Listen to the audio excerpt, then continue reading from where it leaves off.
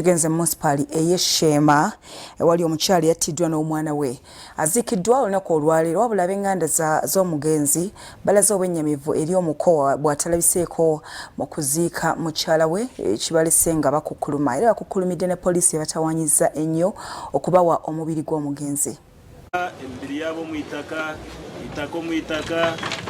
Omukyala eyattiddwa ng'ava mu kabaga n'omwana we Eshema mu bugwanjuba bw'eggwanga Aziikiddwa. Silivia Atuhire aziikiddwa mu maka ga kitaawe Emmanuel Byaruhanga naye nga beewuunyizza omuko bw'atazze kuziika. Kino kibawaliriza okuteebereza nti yandibanga yabadde mabega okutta muwala waabwe saakaate n'omuzzukulu. Bakukkulumidde poliisi eyabatawaanyizza ennyo n'abasawo mu ddwaliro Embalala okubawa omulambo gwabwe nga baliko n'ensimbi ze babadde babasaba. Bannaddiini tebabadde basanyufu olw'abamenyi b'amateeka abayimbulwa nga ate badda mu byalo ne batandika okubatigomya.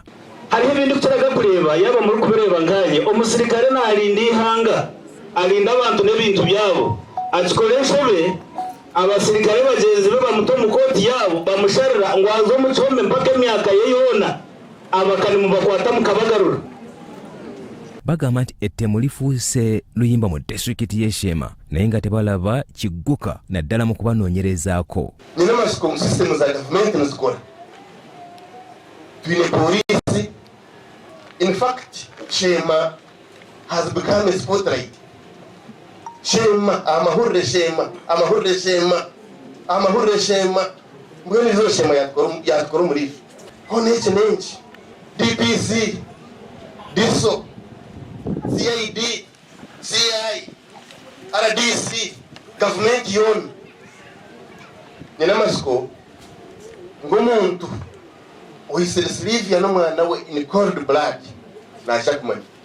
Waliwo abadde babungeesa nti omusajja yatwala omwana ku ndagabutonde n'emuwa birala ku bye yali asuubira. Essungu kwe kulimalira ku mwana we saakaate ne nnyina era yabulawo okuva ettemu eryo we lyaliwo. Omwana wange kaba muyiti obula emeki yasubiza n'obulunga kayima muli wakasente kunaahulire akabintu kingana kamiliyoni n'emitwalo 5 obulule nkiyabye naayiye konke omwana wamutuzira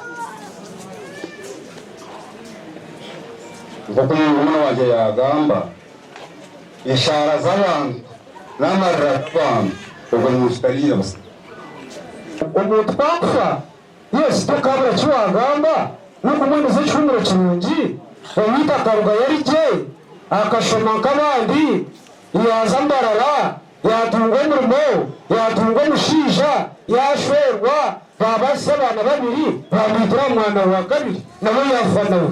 Bikukunganyiziddwa ekitongole ky'amawulire ekya Salt TV Omunnyo.